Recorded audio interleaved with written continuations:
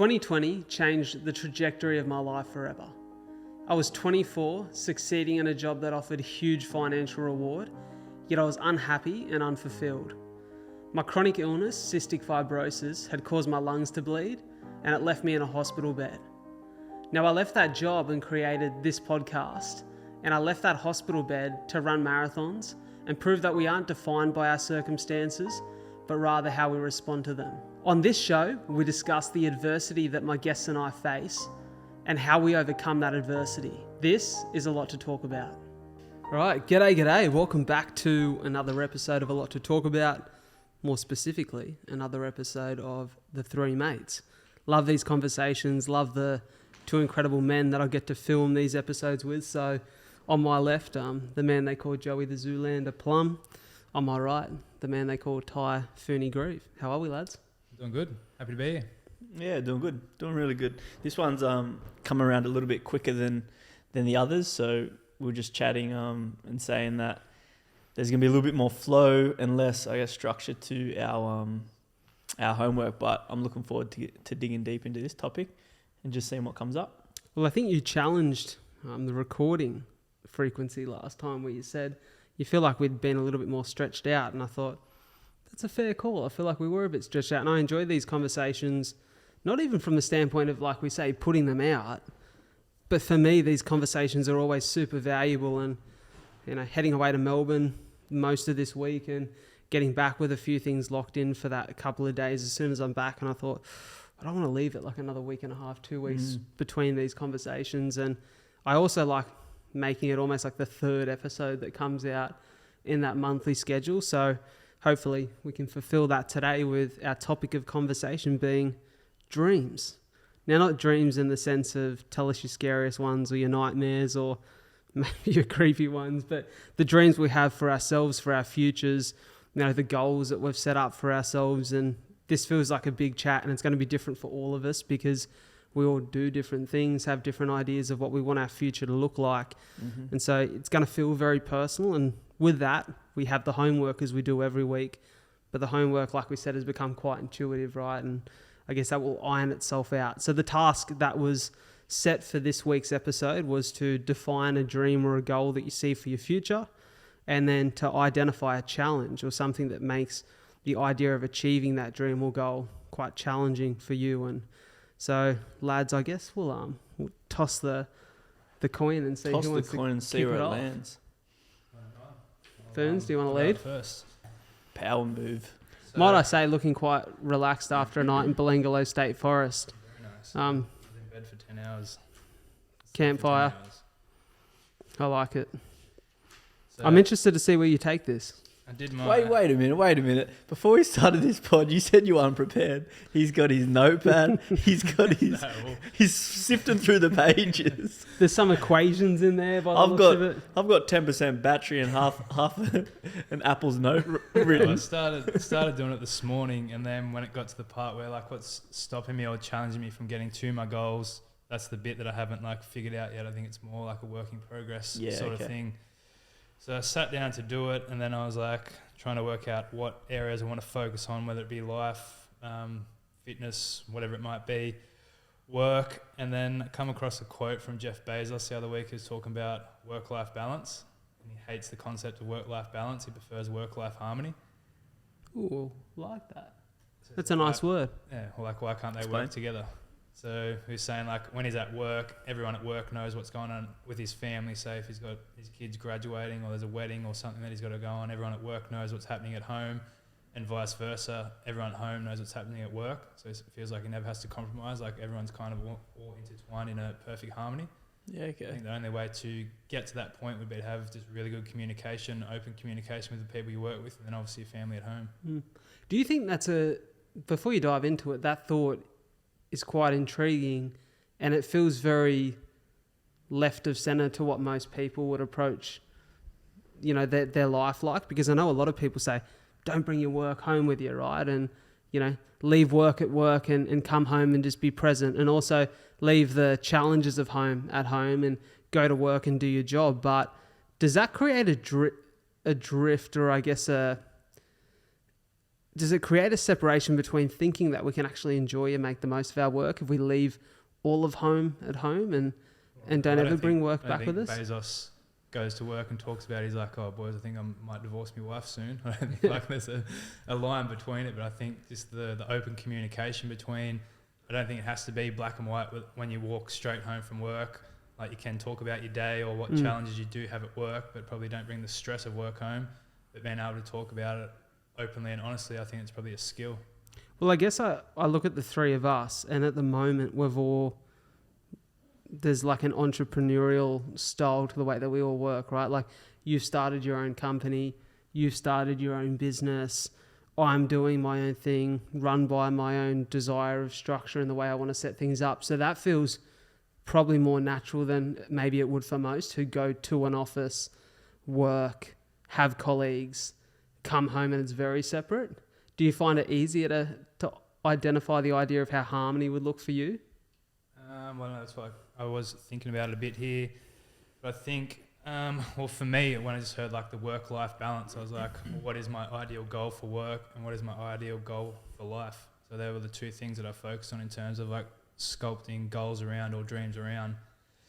So, well, this is actually another conversation. I wrote my dreams down, what they were on my goals, and then what was impeding them was I had this conversation with my psych like a week ago, is think on like a spectrum. On one end, you've got like independence, and the other end, you've got like connection or like family or friends or something like that.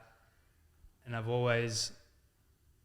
think I have a limiting belief going both ways on the spectrum. So I'll explain it. Well, this is like what I was thinking about. In my head, it makes sense, but this is like what I want to try to iron out. So to be an entrepreneur or to achieve any goal in life, I think you have to be fiercely independent and almost like selfish to a certain degree. But then to have any fulfillment as a human in life, I think you need to have like connection, family, friends, all those kind of things. And I don't think it's like where I think I'm stuck somewhere in the middle where it's like I think you need to be able to do both of them at any given time. Like I think you need to be fiercely selfish to achieve a goal, but then also if you want to have friends, family, then you need the connection as well. So when we did the podcast around limiting beliefs, one of the limiting beliefs I have like in my head, I think of myself as a lone wolf. So instead of say potentially like socializing or doing something instead of working on my business or asking for help even in my business, I'll just do it myself. I just grew up in an environment where that was just how I got through. But then, so that's a limiting belief going from if I am being too independent and I need connection or help, I have a limiting belief that's stopping me go that way. But then I also have a limiting belief going back the other way because sometimes I will be, say, in my early 20s, I was overly social because I didn't want to spend time with myself. So I think when I do need to be independent, it's still difficult for me to sit by myself with my own thoughts. So I distract myself. So I think there's like two limiting beliefs going each way and I'm kind of stuck in the middle in no man's land where I think to be successful at work and life, you need to be both fiercely independent and have good connection skills with humans. This is like what I'm trying to iron out in my head now. Like I don't know if that made sense or not. It did. And the thing that come to front of mind was a clip I seen maybe an hour or two ago as I was scrolling through Insta. Tell me whether this makes any sense to you because it definitely feels relevant to what you said from my perspective. But it was Jay Shetty and he was quoting someone, I can't remember who, but he said that when we think of the idea of being alone as human beings, we forget there's actually two parts to being alone. The thing that we often go straight to when we hear that word alone is the feeling of loneliness. And like loneliness can be quite negatively associated and is quite negatively associated for many people. He said, but this other second word that we often forget when we consider the idea of being alone is solitude. And he said solitude is more consistently defined as a strength, the ability to be by yourself, to be self-sufficient, to thrive in your own company and to not need necessarily anyone all the time. And I think that's a hard balance though, isn't it? Because sometimes I've gone when I've struggled with the idea of not being able to maintain all of the social connections, I lean too hard into solitude and pull myself away. But I think it's finding the balance between. you need to be an expert in both, and then have the self-awareness to know that which trigger you got to pull at any time. Because it's fair to say that I don't think any goal of super relevance or anything that you try to achieve in your life that's really meaningful, you shouldn't have to feel as though you need to do it alone. Right. That was one of the limiting beliefs that we did from episode 1 or 2. I can't remember what it was, but that was something like in my head. Just I never felt like I had help as a kid, so I just that's my mentality. Is I just do it myself. But you can only go so far before you need help, or no one's ever done anything of substance or greatness that's just been purely by themselves. You need help at some point. I agree with that. And I think in the nature of my work, self-employed, really a service for hire. You're hiring me as the cinematographer to come and shoot your project, me as a director to come and direct your project. I've found the emphasis on collaboration to be super important as I've gone through the last few years, especially, but the scale of my projects has increased. Because that one-man band was a little bit of a badge of honor where it's I can shoot, edit, direct it, pre-produce it. I'll just get it done because I don't really want to delegate responsibility, because I don't really trust that anyone's going to have the same, passion for the project or competency as I would, which is not true. And then I've realized as you scale up and you get higher, to want to do it by yourself doesn't only take away from the quality of the product, but it also is just fucking hard. It's you can't do it all and actually enjoy it all, and it gets to this point where I really enjoy collaborating with people now and bringing people on, but valuing their skill sets and then finding the right tribe or team that complements one another, where it's you're really technically minded. Let's get you doing this thing. And you have a really good eye for interior decorating. Let's get you on as stylist and art department. If that's not my strength, give it to someone else. So it has been an evolution for me as well, Phoons, from being this let me just reap all the benefits because I'm also responsible for it all. Let's just let it be mine. I'll hustle it out for me and then I'll get all of the glory. To going, let's find the power of proximity.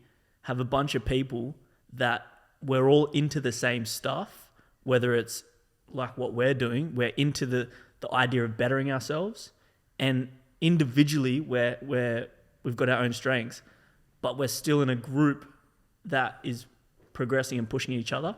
And that to me is where it starts to look like work-life harmony, because my work is my life. I don't really separate when I'm doing work and when I'm not doing work, because my work fulfills me and I'm really grateful for the space I'm in. I'm my work is my life. So then if my life looks like I'm surrounded by people I work with, they're also my friends because we're in the same space. We're interested in the same stuff. We're trying to better each other. And to use a really shitty analogy, the idea of an influencer house or a TikToker house. You think all these people that move to LA and then they share house and they all make content together, you think one of them's going to be as successful by themselves or going to be more successful by themselves versus if they're in the house with 15 other people all pushing the same dream, the same goal train, and they're collaborating and I'm co-signing them and they're co-signing me and we're doing features with each other and I'm getting exposed to your audience, you're getting exposed to my audience. So this idea of collaboration, whether it is collaboration versus competition, I feel is this kind of the next step as we move through, and the lone wolf mentality kind of becomes redundant because the lone wolf just gets left behind. It's you want to go fast, go alone. You want to go far, go together. I think that rings super true in my industry, at least. I think I just got to the glass ceiling where I can't go any further myself. I'm at the level now where I can't ignore it anymore. Yeah. So it's out of necessity, which is good. It's funny because you look at, that was a great analogy to make me think about someone like Drake. You look at a guy like Drake, arguably one of the greatest artists of the last however many decades he's been doing this for. And you're like, dude still collaborates with a couple of people on every album. Because that's a blueprint. Yeah. Feature. Get people on my stuff. I'll jump on your stuff. Like, that way everyone eats. For sure. Like, yeah, the idea of competition versus collaboration. Like, really, there's enough to go around. But when we're all fighting for the one slice, we'll kill each other for one slice. But together we can just bake a new cake, you know? Like, for sure. And then everyone's eating. I think it's like new school business mentality is more collaboration as opposed to like competition. Yeah, Think like about, dominate is the old like 90s think about idea. Put your foot on their throat. Anchorman, where like the news channels are like cutthroat, like they hate each other. It's even like Channel 7 and Channel 9 kind of hate each other now. Yeah. Like that old school of business where it's like, I can only win if you lose. Mm. I think now, as technology evolves, society evolves, there's a lot more to go around. Well, we were even talking about it. Brad and I went on a walk this morning. The idea that like there's a lot of podcasts out, but you look at people like Rogan, and whilst he doesn't go on many other people's podcasts, everyone collaborates on pods. It's like you go on mine, I go on yours. So it really does feel like this new school mentality where it's like there's so many podcasts out. So everyone, obviously, you need to have a point of difference, but the audience isn't like, oh no, I'm only team Rogan. Like, I'll only listen to Rogan because fuck the other guys. It's like, I'll listen to Rogan and I'll listen to a bit of Schultz and I'll listen to a bit of Huberman. I'll listen to a bit of, like, the audience right now, we just want good product. They just want value, yeah. So how do you feel like these thoughts have manifested into a particular goal or dream? Well, I wrote the goals first, and then this was like the thought that I've been thinking about that I wanted to speak about here because I haven't like figured it out myself, but I didn't even know if it was going to make sense. But I heard a quote from Chris Williamson the other week, and it was on like male depression. But he says, male depression is treated like female depression. Men are made to feel loved and accepted when all they want to do is feel capable and powerful. I was like, you could almost substitute like, instead of depression, like men need goals or like something bigger to aspire to. So use the example of like World War II in England when England had sent all their soldiers away and I think Germany attacked them. And there was people in these psychiatric wards that had been depressed and in bed for 5 years, hadn't spoken to anyone or anything. And then as soon as they needed people to drive the ambulances, fire trucks, these men come alive. And he finishes with a quote that says, give a man a purpose and the ability to achieve it, and you will crawl over broken glass with a smile. I heard this story too, and I thought it was so moving. Run through a wall. Yeah, but real charged. The glass, not so much. I'm not going to crawl over broken glass, but I'll run through a gyprock wall right now. It makes me think about our conversation on masculinity and femininity, and we spoke about the definition of masculinity, which most men or a high majority of men tend to associate being more masculine than feminine. And, you know, a big part of the masculine energy was action oriented. You know, the action to want to provide, achieve and thrive and move towards something of meaning.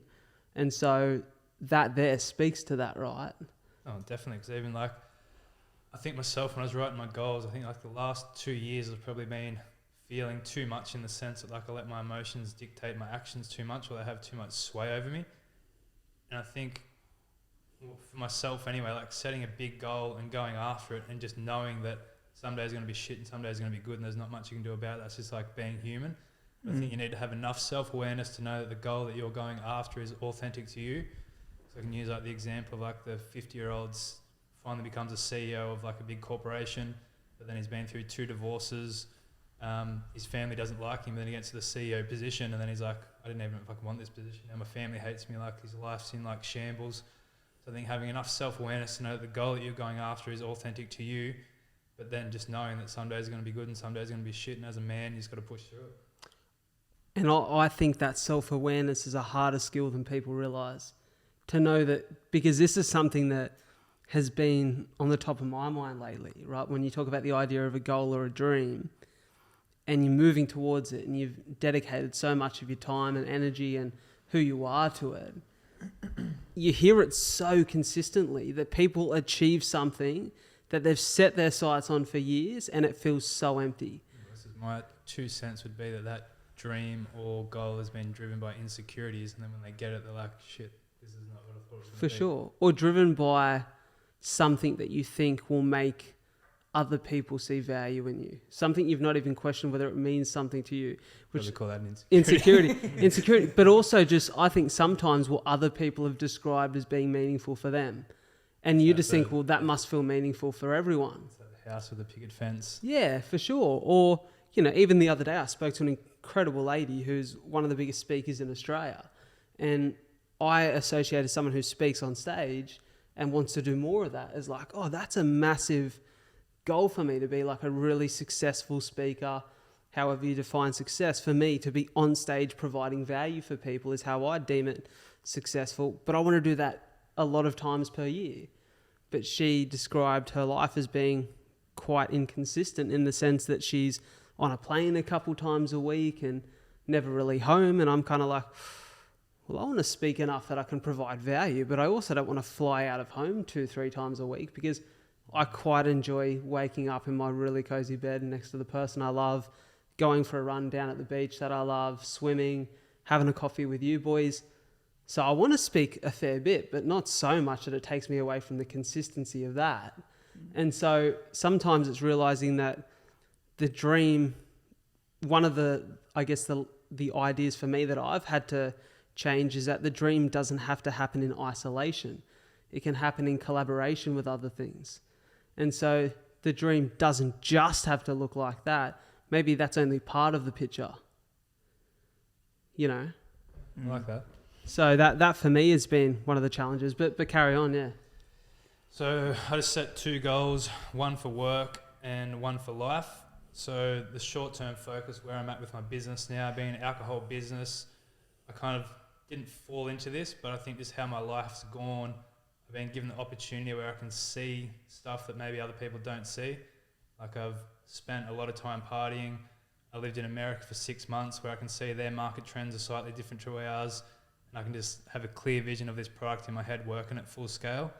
So my goal, haven't set a timeline for this because I'm going after it and I don't care. I'm way too far past the point of no return, is to be the Wolf of Wine Street. I like it. Thought you like that one. Is it an exclusive? You could have patented that name or something, dude. It's got a ring to it. Like, I don't think my purpose in life is to sell budget alcohol, but if it is, I'm going to do it better than anyone else. But I think Goonay's is going to be a stepping stone for me into something else. I don't know what that something else is, but I remember when we did that, when we went away for the weekend, we had that game. It was like, if I had to do it, I can't remember exactly what the question was, but it was something along the lines of like, if I had to speak about a topic or do a keynote, what would it be? I think you might have said, Joey, like, maybe that wasn't the question. It was something like, I could help younger boys in a similar situation or something like that. That's like something I have definitely thought about. I don't know where I'll go into, but like that's something that I think I could be passionate about. Why I do have a passion for it, I just don't have the platform right yet. But I think Goonay will be a stepping stone into something along those lines. I don't know yet. Yeah, I love that. And so when you talk about the Wolf of Wine Street, do you think Goonay is a stepping stone into, do you mean doing more within the alcohol industry and using that platform to help the people who are partly customers, but also people on similar journeys to you? Or is it Goonay is just going to be an entertainment hub or platform or a product? I don't think you can really mix alcohol and mental health. That was my question. Oil and water, but questionable. I think Goonay is just like a product that I want to bring people together. That's cheap, affordable, tastes good, like have fun with your mates kind of product. I think if I was going to do something helping people, it'd be in a different platform or a different portal. I don't think those two really go together. I can't see them working. So yeah, in terms of like a massive dream or a massive purpose, I don't actually know what that's going to be yet. I just know that's what's right in front of me, lights me on fire. It's like, I feel like the version that I have to be to make Goonay successful is like currently it's always 10% better than the version that I am. So it's like, it's challenging me in a way that's good. It's not like I'm not chasing something that's like unattainable. It's like something's pulling me in the right direction that's making me better. I was going to use that word. It's like the idea of chasing something has this forceful connotation where it's just like you're trying to chase it down and it's exhausting. But when you have something that is pulling you, or to use a more woo-woo term, like you're being called to it, it's motivating, it's inspiring, and like you said, you want to run through a wall and you want to do as much as you can, but it's just still you're not there yet. and it's pulling you. I feel like that's a really healthy way to I guess identify with your dreams, is to check in and organically go like, when I think, if I even have the courage to dream, right? Because a lot of people don't even have the courage or the ability to dream. You know, we lose that as we get into adulthood, and the world proves to us that, you know, just nothing's going to work out for you and life's hard and all that bullshit that people start to kind of feed into. If you have the courage to actually dream, and then what we've done, like write the dream down, how does it feel? Is it organically pulling you and you're like, yes, I can't wait to go towards that life? Or is it like, that seems like it's going to be fucking exhausting because I know that's my dad's dream. He wants me to be a doctor. Or that's my, you know, that's not really my dream. I just know that it's something that I've got to do because it'll be accepted socially. That doesn't sound like it's pulling. You're just chasing down this thing that like... It's almost ticking the box. Ticking the box. And at what point are you going to realize? I feel like, yeah, it inspired me the way you describe that. You know, it's pulling you. It's 10%. It's always just like 10%. How did you word it? The version you need to be in order to achieve or reach the dream is always 10% better than where you are now. So it's like this. I've got to keep pushing to get 10% better. Like I can smell it, but I can't quite taste it. It's almost there. But it's like, whether Gune's successful or not, it's making me a better person generally. So it's a win-win. Yeah. That's a good way to look at it. I think it's also the thing that comes to the front of my mind when we talk about this topic, and we talk about the idea of, you know, you just said there, Phoons, whether Gune is successful, or you spoke there, Joey, about like the idea of the pull of the dream or the way it's calling you. The thing that I'm really thinking about when this topic comes to front of mind for me is, you know, I spoke before about the way that you paint the picture of your dream. Like, how much of the dream does the flashy part have to be? Because this is my thing, right? So no matter what you do, there's going to be shit, like you said, Phoons, that isn't enjoyable and doesn't evoke happiness and causes some stress and causes some frustration, confusion, because that's life, right? Like, I think lately listening to a bit of Ryan Holiday, and he talks a lot about the Stoics. He talks about Marcus Aurelius, former Roman emperor, who sometimes could use the philosophy or the readings or the tablets back then as a vice to escape the daily tasks that were a little bit mundane, a little bit frustrating, and not all that fun. Beheadings. Yeah, well, like he used that as a vice because he didn't really feel as though he wanted to go and do the things that he had to do every day. Fair enough. Yeah. So my thing is like, the dream, does it have to be the whole picture, or can it just be part of the picture? And that's what I'm maybe coming to terms with. Like, yeah, all of it has meaning, but is the success of it, does it have to be monumental, or can it be like a part of your life and then there's other things too? I just think the nature of the alcohol industry, it's kind of like a fly or die operation. There's no really middle ground. Yeah. It's either a $10 million business or it's zero. Yeah. Well, that's the thing. I guess I'll dive into it more when I talk, the way that I thought about this, but it feels like a really challenging topic, I can imagine, for a lot of people, because, you know, I said to Joey this morning when we're walking, a guy who I really enjoy listening to, Scott Galloway, talk about how really it's only 1% of the population who get to succeed at jobs that are very creative or very passion driven. The other 99% of people have to survive in jobs that can look and sound quite mundane from the outside. It doesn't mean that their life is meaningless or their life is boring or that they're not living their own version of the dream. It's just that the 9 to 5 hours of their day aren't exactly the picture they've painted of the dream, but maybe they're 5 to 9 when they're at home with the kids or they're out playing social sport with their friends. Is like, that's the thing that sets their soul on fire, and that's the thing that adds a real element of excitement to their life. I think whilst I want to encourage people to dream, and I would encourage you guys, as I always do, to dream, and I definitely myself am a massive dreamer, realizing that there's still an element of like pain and realism and challenge in everyone's picture. I can't remember, I heard someone talking about it, But going after your dreams like that, he's like 95% of the stuff that you're going to do is going to suck, and the 5% that is good, you have to like it so much that it's going to counteract all the 95% of the shit that you have to do. I heard this in a training context. It was a professional running coach who was talking about, I think he called it the theory of thirds or something like that. And it's anytime you're training to do something or preparing to do something of any significance in the athletic world, 1/3 of your training feels like it fucking sucks. It just doesn't feel like it's there. You feel like you're below par. You feel really average when you're doing it. 1/3 of it is like, oh, that's okay. I'm at maybe like 70 to 80%. And then there's a third that like you're flying. You're on top of like your performance. You feel like you're on top of the moon. Everything feels good. And it's almost like, I think it was called the rule of thirds. And maybe it's the same in life. Like 1/3 of it is blissful and sweet and beautiful, and everything you've painted is the picture in your head.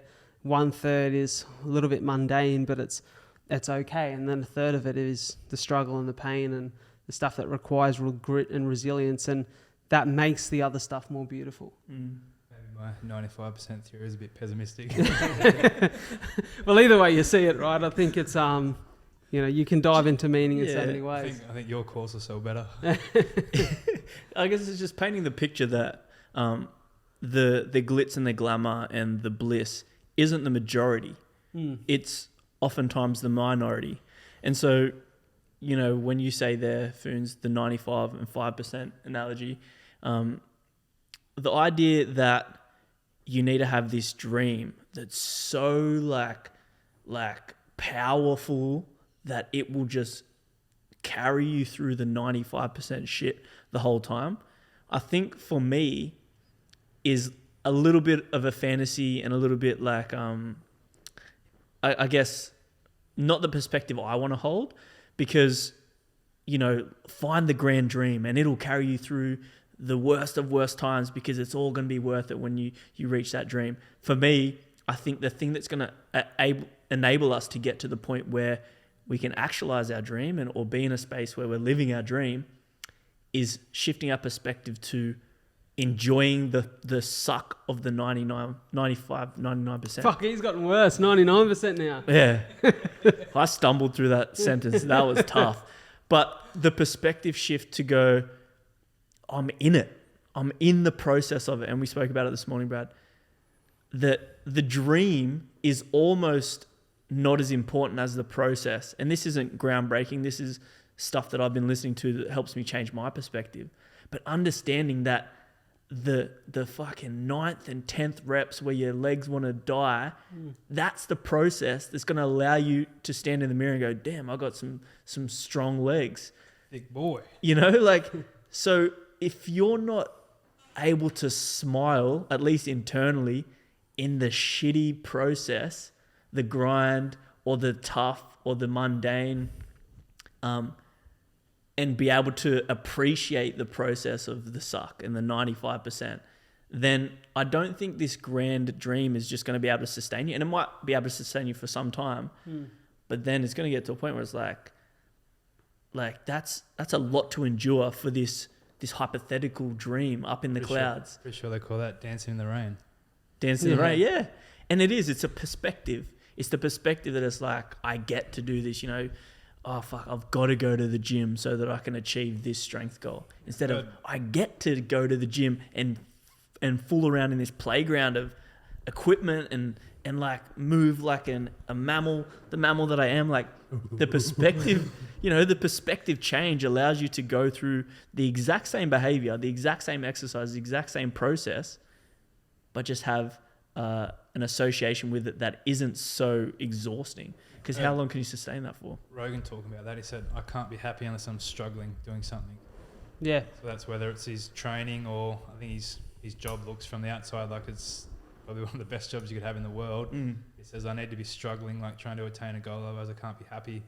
Which I think is almost like utopia theory. Like if you have everything you ever wanted, I don't think you would be happy. It wouldn't mean anything, right? Talk to us about that personal goal, that life goal. So life goal for me is pretty simple. I just want to eventually have a family, and in that family is a home, and we just communicate openly and honestly. Like I grew up in a home where there was no communication at all, and it sucked. So when I have kids, I just want to have an open, honest, communicating, happy home.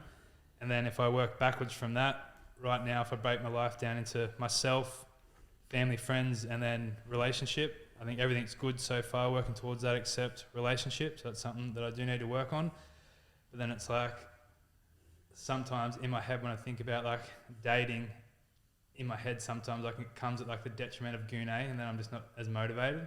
So it's like something I need to work around of how I can get those to work in harmony, because it almost feels like they're polar opposites at the moment. Like one comes at the detriment to the other. Yeah. Like something I do need to work on. I don't have the answer for that now, but something I do have to work on. I think, like you said, if you're pursuing one dream at the sacrifice of other aspects of your life, which you also value, the success or the pinnacle of Goon A, like what does that actually provide you? Like to ask yourself, what do I want to achieve? Because I'd argue that most of the time we have these dreams, whether they're like monetary goals or they're, we need to acquire these things. What do we receive when we get those things? It's a feeling, whether it's the feeling of status, and then we want the feeling of status so that we feel worthy, and then we want to feel worthy because when we feel worthy, we feel loved. So it's like, are we trying to get the feeling of worthiness and connection by sacrificing connection with, in your example, dating or whatever? We replicate the issues that we're trying to avoid to get to a place that will give us this feeling. That's like we spoke on, I think it was episode 2 or 3, and that was a little bit confusing the way that came out. But the idea that, you could be doing more, Joe, like with your work. I was like, well, one of my dreams is to be free, financially free, have the freedom to create as I want, have the freedom to choose the opportunities I want to pursue. But if I'm so overworked and stressed and tired because I'm working so hard, I'm sacrificing all of the freedom that I have now by not working as hard.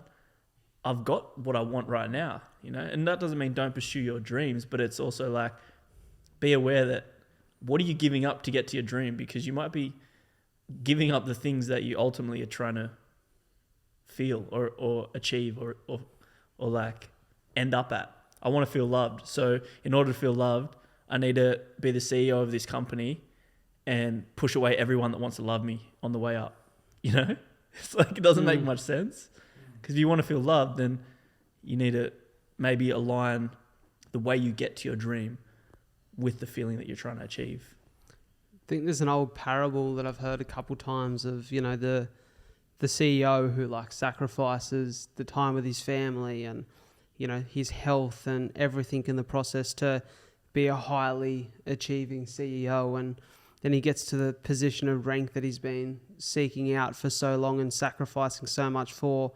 And when he gets there, he takes 2 weeks every year where he goes to Italy so that he can fish and just relax with his family. And he meets this local fisherman from the village on the jetty every day as they're fishing on this trip. And he casts his line out into the water one day and he says to the fisherman, do you do this every day? And he says, yes, I do this every day, and I have done for so long. And he goes, oh, well, aren't you lucky? He said, I work 50 weeks of my year so that I can take 2 weeks to come here and fish and relax with my family. And he goes, and what have you done to be able to do this every day? And the guy goes, well, I just catch enough fish to sell and support my family. Yeah. And it's kind of like that thing that sometimes we think we need X and Y. And don't get me wrong, I'm so ambitious that I want to achieve things of real meaning in my career too. But I have to remind myself of that fact too, that, like I said, if doing 100 gigs a year means that I'm only home 2 days a week and I don't get to run and have coffee with mates and like wake up next to my partner, it doesn't mean what I thought it would mean anymore. It's just made me lesser who I wanted to be. And so it's that fine line, isn't it? But you don't really know until you're towing the line, whether you're too in on it or you're too far out of it. And it's hard to, it sounds almost rich to say, don't go too all in on it, because when you've got the pull and you can see where you want to go, and you know the idea that you're not where you want to be yet, there's obviously that motivation and that desire and drive to get there. It's trying to just be, probably like you said at the start, Phoon, self-aware enough to know where the line is. And I think, like, I don't mind the idea of going all in on it, but it's getting clear enough with what you want to achieve. Because the idea of being in the competition of business and hustling and getting it out of the mud into a successful space, that might just genuinely be something that makes you feel good. But if you're doing that in order to reach a space to feel good, then it's like, you know, that can be your almost like your hobby, the process of like wheeling deals and then losing deals and then winning deals back. That can just be something that you enjoy doing. But the same way that you mentioned the idea of having a safe family environment that has open communication, in order for you to achieve that dream, you're not going to stop talking to people, you know? Like, you got to promote the things that will get you that feeling. As I said, like, but it doesn't mean that you can't grind out Gune at the same time, because it's just, finding that point where it's like, wait, is this actually supporting my dream now? Or am I just like in a system, in a rat race, in an idea that I'm going in the right direction, but I'm actually just in the suck? I feel like it requires a version of me that's constantly 10% better than I am. That challenges me emotionally, and then my emotional bandwidth's kind of like gone, and then I'm like, I don't know, I'm just kind of like couldn't be bothered almost. yeah. But then like, I've got to get a better mindset around how I can manage both, because they are both important to me. And I would say that something I've experienced the last 7 months having Soph is that I guess the fear that it's going to take away from what you're trying to achieve, for me, it's only added to. Like, it's been someone to support me and someone to lean on and someone to bounce ideas off, and I think the right person does that. You know? Yeah, I agree. Well, I'm watching the Arnold Schwarzenegger documentary at the moment on Netflix. Yeah. I've read his book before, and I remember, I'm not up to the part yet, but I've already read the book, and it's like his dad passed away when he had Mr. Olympia on in like 2 weeks, or Mr. Olympia. He's like, didn't even go to his dad's funeral. He's like, he's dead. What am I going to do? Damn. Like, I've got shit to do. Yeah. And I was like, damn, that's a man that's dedicated to a fucking goal. Yeah. Yeah. Like, can you be Michael Jordan? Can you be Arnold without that sacrifice, without that dedication? Yeah. I heard Mike Tyson. What do you want? Yeah, it's what do you want? And then sometimes you hear even those people that are living the dream, in inverted quotes, they're living the dream, but all they want is just to be left alone and be able to go home to their family and just work a chill job and not have to do the media obligations and not have the weight of the world on their shoulders. So one man's dream is another man's nightmare, and vice versa. Well, you look at that. But yeah, MJ's just built different. Arnold Schwarzenegger's just built different. So, but you look at Last Dance, though, and you'd argue that, like for me personally, love the idea of achieving huge success like MJ did, and credit to the guy. Not everyone can do that. Only a very, very minor amount of people in the world have the ability to achieve something at that level. But no one really sees him sitting in his hotel room, smoking a cigar with no energy or even ability to leave the hotel room, because what's on the outside of those doors, what's out in public, is something he's not willing to face. To me, I'm like, that's not a life that I want to live. Like, yeah, do you want that? Yeah, like personally, no. So it's like you said, Ferns, it's that tough one of like when the dream has different parts to it. It's how do they all collaborate? How do they all exist in collaboration, not just isolation? I just need to level up emotionally and just get better. Like they're going to work eventually, so I know that's what I need to work on. So now I'm going to put more effort and thought towards it. It's definitely a process. So, no doubt it takes courage and strength for all of us. If you don't mind, I might please do take some courage and strength and dive into my little bit. How's the segue of today's pod? Speaking of courage and strength, here's my input. Here we go. So I guess when I thought about this, I didn't really break it into the two segments that you did, Foons, but it kind of somewhat naturally was when I thought about it and the way that it looked. So I guess to kick it off, I really thought a lot about the topic of dreams, and kind of as I've expressed throughout the course of the episode, I've been thinking deeply about what the dream actually looks like even when it becomes a reality, right? And so there was a clip that really stood out for me that I heard the other day. Jordan Peterson, who I know the three of us on the pod are across a bit of his work, and this really stood out to me as what I guess you should be striving for, at least I feel like I should be striving for in life. He said, "It isn't obvious at all that we want happiness. It isn't even obvious that we want absence of misery. What is really obvious is that we want an adventure. We want an adventure that is so compelling that it makes the misery of life not just justifiable, but worthwhile." And I guess that speaks to what we spoke about, whether you believe it's the 5%, the 33%, or the 1% of life. It is quite challenging and tough and requires the grit, the resilience to overcome so that the other parts can be enjoyed and can be savoured. It's the adventure, is what gives life real meaning. And so when I think about my adventure and my dreams and the direction that I'm taking in my life, it's sort of come to me that it seems to me that, and this is just something I've written as I journal through this today. I said, so it seems to me at least that the meaning of life is in the adventure, the process of loving, achieving, doing, being, and so on. And therefore my thinking is that our dreams aren't worthless if they aren't fulfilled to the degree in which we paint the picture of them in imagination, but rather that they find meaning in the way that we move towards them in our present reality. And for me, that was, in my life, so heavily associated myself with what you described to me today, Joey, is that dreamer archetype. I'm the guy who's always had a big dream for how his life would look and how life would play out. And I never really could see myself in a position in which maybe society would define as average, where I wasn't doing something astounding or something that other people looked at. And maybe that's an ego thing. Maybe I just wanted to feel like I was super valuable and super worthy, and that people looked at me and thought, oh, wow, that's amazing what he's achieved.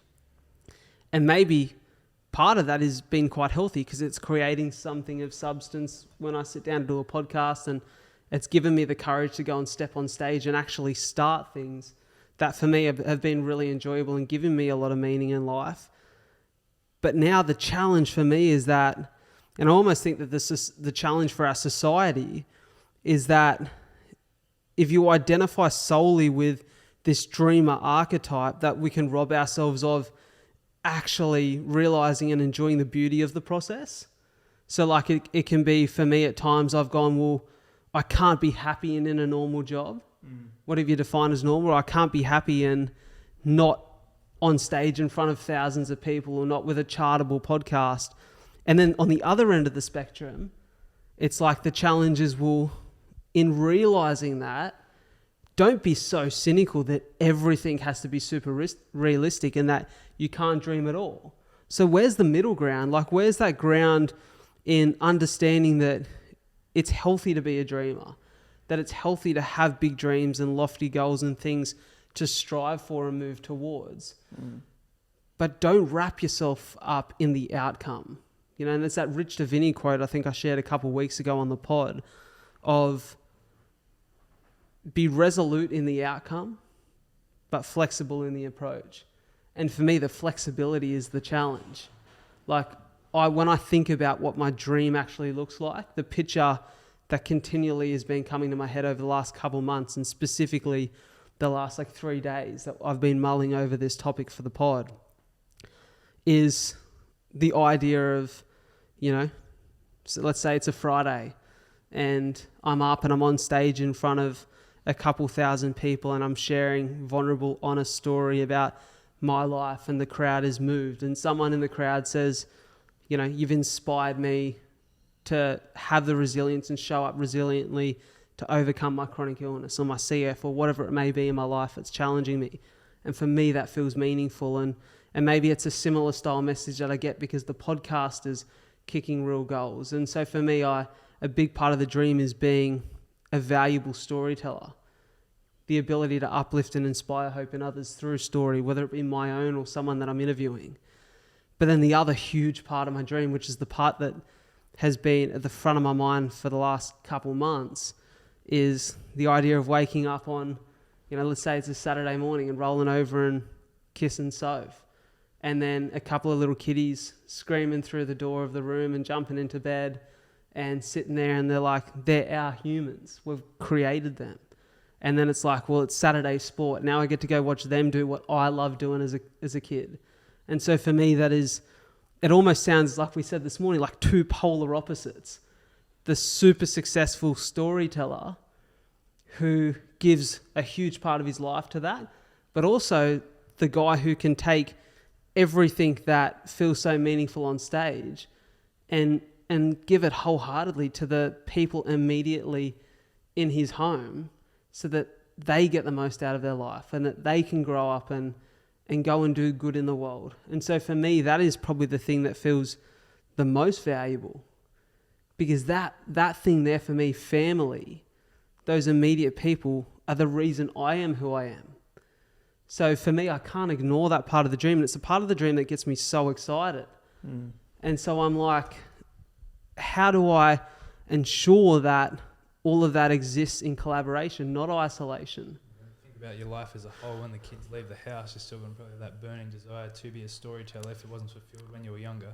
For sure. And so that for me is the challenge of now. And I guess to be super vulnerable with everyone who's listening, because you will hear this likely before many others. The challenge for me has been in chasing my dreams this last 3.5 years, leaving sustainable work, leaving a career, leaving money, which money I've learned can't be my driving force because it's not healthy for me personally, but it's still necessary, because to put food on the table, to keep a roof over your head, to be able to live life and frankly even have the opportunities to do this stuff, because man, these microphones aren't cheap. And in my pop's eulogy, he had a quote. My pop was very driven by money, and then when he passed away, he's like, money's not everything, but try to live without it. Well, money's not everything, but you can't live without it. And that's the thing. So for me, it's been this learning process the last 3.5 years, which has been really valuable, but learning that, well, to continue to sustainably move towards my dreams, there needs to be something that provides me with income. And maybe it's not the podcast right now, and maybe it's not immediately a heap of speaking gigs, but there has to be something sustainable. So I've had to go, okay, well, maybe I've had a limiting mindset that this dream needs to exist in isolation, and that I had to work out the way that I painted the picture in my imagination. And so I've taken an opportunity to go back and sell some real estate. And thankfully, those people who I've built trust with over years have said, we want to make sure that you can continue to achieve your dreams at the same time. And so I have the flexibility to go and do the gigs and to keep the podcast moving. And that was, the important thing for me. That was it wasn't going to be a matter of if or, it was going to be a matter of and. And so being able to do it all in collaboration. But I think for me, I look back on where I was previously just working, and I had this idea that I couldn't be happy if my dreams didn't happen the way that I pictured them or planned for them to happen. So that's been the big challenge for me, understanding that on one hand, you can be realistic and sustainable, but still be super driven to achieve what for you feels really meaningful. And maybe for some people, they'd question as out of reach. And I don't think that you should be discouraged by the fact that it doesn't work out the way that you wanted it to. I think you should be encouraged by the fact that, well, if you're still here and the dream still means something to you, enjoy the process of getting there. Yeah, I think it was so interesting when you told me that you were going back to real estate, because it was, as the picture's been painted, this dark part of your life where you were pursuing real estate as the thing. You were going to be the most successful real estate agent, and you were moved to Melbourne. But at the same time, it was just scarred with so much misery for you. And to hear you say, I'm at a place where I'm going to be going back to real estate. And then I asked you, so the limiting belief that you addressed in one of our previous episodes, I think has been super valuable for you, because I asked you, like what's different now about going back to real estate to try to make a buck. And it's your perspective, because you now don't have the perspective that I've failed at my dream. I'm running back to ultimately the only means that I have to make money, and it's in the absence of me pursuing my dream. You're now seeing it as an opportunity to help facilitate and support your dream, but also, like you said, taking the sexy out of it, that just because you're going back to real estate and it's not the sexy rags to riches, I sold everything and now I'm at the top of the podcast, you know, you're allowed to be in a space that is less sexy, you know, taking opportunities as they're presented to allow you to continue to move forward, because we can be the dreamer that lives in the clouds, but then you can also be delusional and broke and like, do you know what I mean? And so the dreamer, I'm so glad that you haven't removed the dreamer from the equation of you going back to real estate. And it's not a step back. It's a step, you're still going towards the dream. Yeah, it's a pivot. It's a pivot. The thing that stood out for me, and it's funny how I seem to think that when I come to a crossroads in life, or when I come to the point in which I have to make a big decision, or even in this case, in the wake of making the decision to go back and feeling really good about it, a beautiful podcast episode popped up that I just so happened to click on and listen to because I was interested in the host, Jay Shetty, and the guest, Rick Rubin, that just delivered me with the most perfect message for this point in my life and this point of time. And Rick Rubin, for those who don't know, is a legendary producer in the music space. I think anyone who's in the music world or even just enjoys the music world would know Rick for some of the incredible work and artists that he's worked with. And he seems as though he looks as almost this wise guru man, the long grey beard, the crazy weird hair, who meditates and is super mindful. And you know, he delivered some absolute bars and lived up to the hype in this episode. And the one thing that sort of really stood out to me was, he said, your purpose in life isn't always related to your job, which we spoke about on the last episode of the pod, right, where I addressed purpose. He said, if you need to have a job to support yourself, that's great. It's a noble thing to do, but follow your dreams at the same time.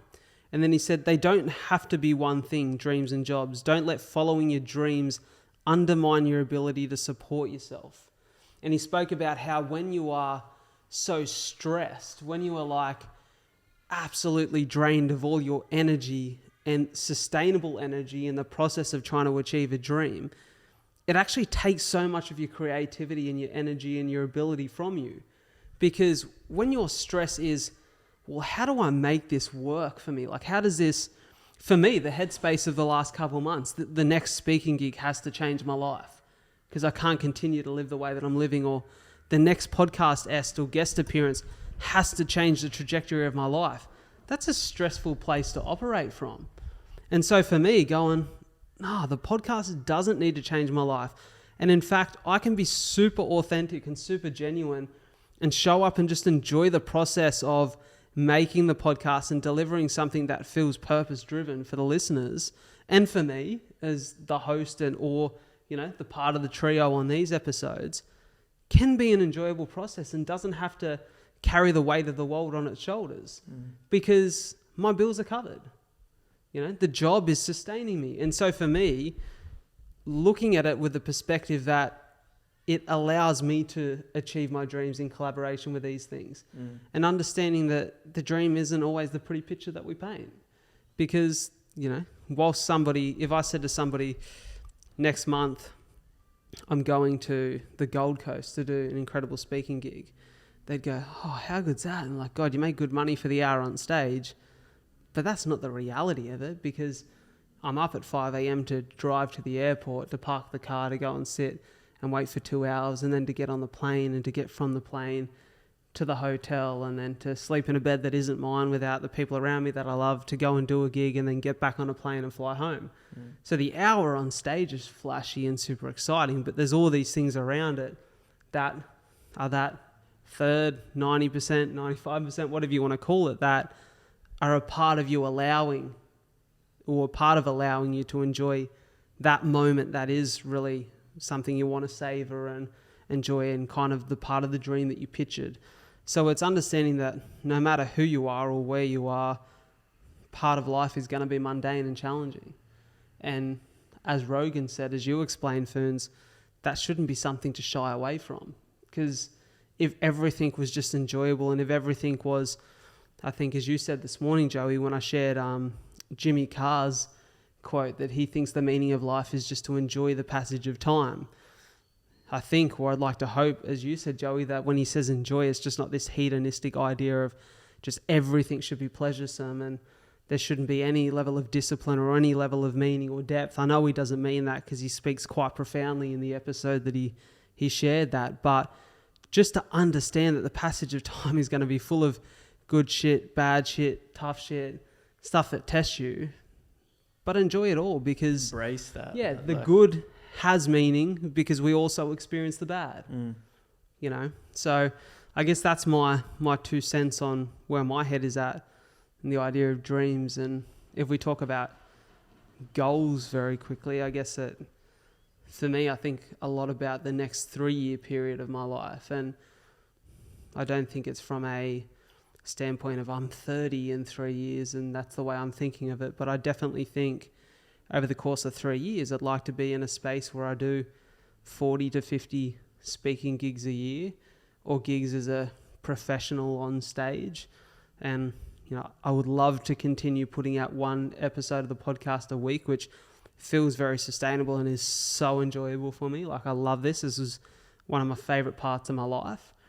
And, you know, I'd like to think, and I hope that in 3 years I'm in a position where Soph and I are, you know, hubby and wife and have our first child in the world. So for me, the next 3 years is really exciting, and it's about being optimistic in the pursuit of dreams as we move towards that, but also being realistic in what do I need to be doing to make sure that I can sustainably get there, that the picture is quite healthy. And whilst I'm moving towards all that, still be exercising and moving my body and running and, you know, jumping in the water and sustaining incredible relationships with you guys and, you know, my close inner circle of people that I, you know, want to have with me for the rest of my life. So exciting 3 years ahead. I get fucking super gassed up talking about it. Well, I think you should, man, because the way that you just rounded that out was like so perfect, because we spoke about the merge between the dreamer and then the reality check. You spoke about having the dream, understanding the means that you need to take in order to be able to sustain that dream. And then you touched on the core values, which we spoke about in episodes previous, being like, I want to maintain my health. I want to maintain the connections with the ones I love. Like, that's what we're doing here. We're trying to create this, like, this blueprint of how do we move forward healthily as young men. It's let's dream. Let's have some action oriented to get us towards these healthy dreams. But then also let's anchor ourselves to the values that light us up, that make us feel good. And how cool is it that just as you said that, like, put a smile on my face, that the pods that we've done over the course of the last couple of weeks, without us consciously planning out what, let's say, a quote unquote season of 3 mates would look like, kind of all really perfectly sums together the kind of men that we're trying to be. Absolutely. And it's like, it almost feels a little bit chronological order. It's like, well, first you got to identify your limiting beliefs, and then you got to figure out your identity crisis, and then you got to go through and figure out what values you have, and then now we can, from these values, create some dreams and aspirations. And so I think if we cut like that last 30 seconds of what you just said, you could really break that down. And I think you did it unconsciously to being like, we've got some dreams, we've got some values, and then we've got some actions to orient to it. And yeah, you can like lean on that, lean on the values, lean on the dream. Yeah, I think it was really beautiful the way that you rounded it off, man. Maybe the only thing that wasn't chronological is our first episode was on death. But maybe that was more about life, you know, when we really dive into it. So, if you could get better at one thing that's going to achieve those dreams, or one skill set, or one mindset perspective, what do you think it would be? That's a great question, Foons.